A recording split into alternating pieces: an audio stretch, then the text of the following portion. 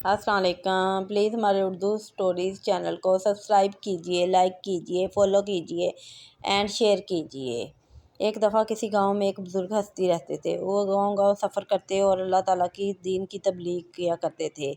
एक दफ़ा उन्होंने किसी सहरा वाले गांव में जाने का सोचा। वो उस तरफ सफ़र करके गए तो उन्होंने देखा जगह जगह मूर्तियाँ पड़ी हुई हैं और बुत पड़े हुए हैं। लोग उनकी इबादत कर रहे हैं। वो गुज़रते राते वहाँ एक दरख्त के करीब पहुँच गए। उन्होंने कहा अभी कुछ देर आराम कर लेता हूँ। कुछ देर आराम करने के बाद उन्होंने वज़ू किया और नमाज की नीयत बांध ली। वो अभी नमाज पढ़ ही रहे थे कि बहुत से लोग भी उनके पीछे आकर बैठ गए और उनको हैरान होकर देखने लगे कि कैसे एक अनचाही हस्ती की इबादत कर रहे हैं।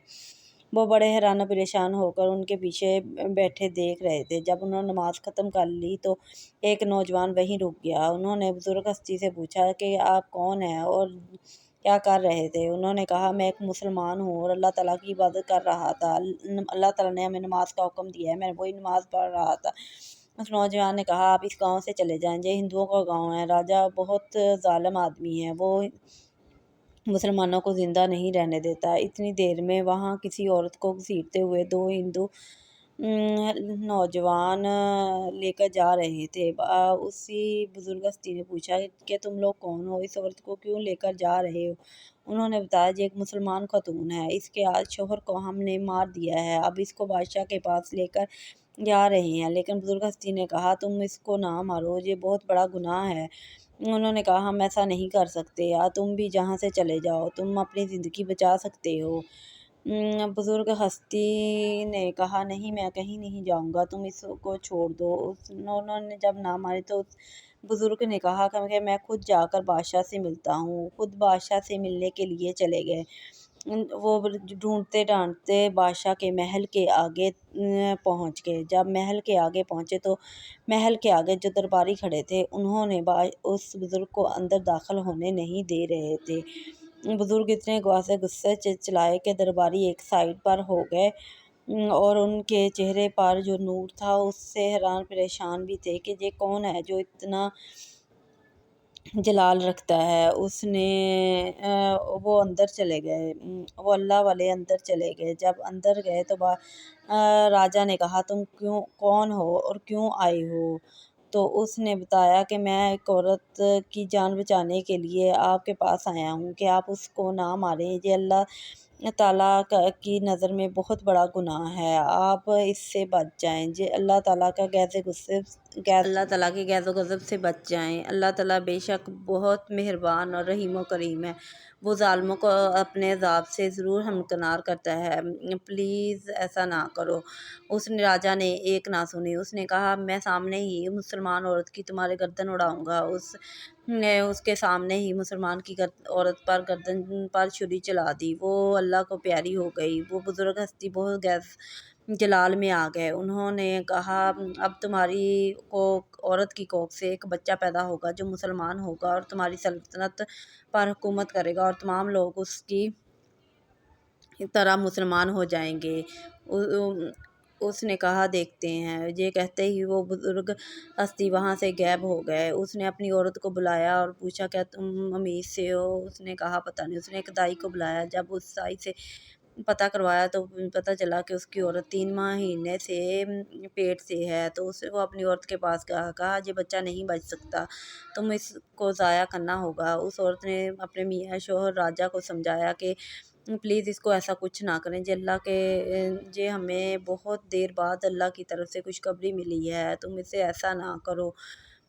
तो इसने कहा चलो इसको ज़िंदा रहने देते हैं, लेकिन जैसे ही ये पैदा होगा हम इसको मार देंगे। वो औरत खामोश हो गई। राजा उस वक्त का इंतज़ार करने लगा। जैसे ही बच्चा पैदा हुआ उसने इसको एक वीरान सहरा में छोड़ दिया, क्योंकि उस सहरा में जो कोई भी जाता था एक दिन से ज़्यादा नहीं बचता था। उसने सोचा इसको वहाँ छोड़ आते हैं, खुद ही मर जाएगा। वो जब वहाँ बच्चे को छोड़कर आ गए तो अल्लाह की कुदरत वहाँ से एक चरती हुई बकरी वहाँ आ पहुँची जो उसको दूध पिलाने लगी। एक खजूर का दरख्त वहाँ पर उग आया और बहुत सारे और खजूर के दरख्त पैदा हो गए।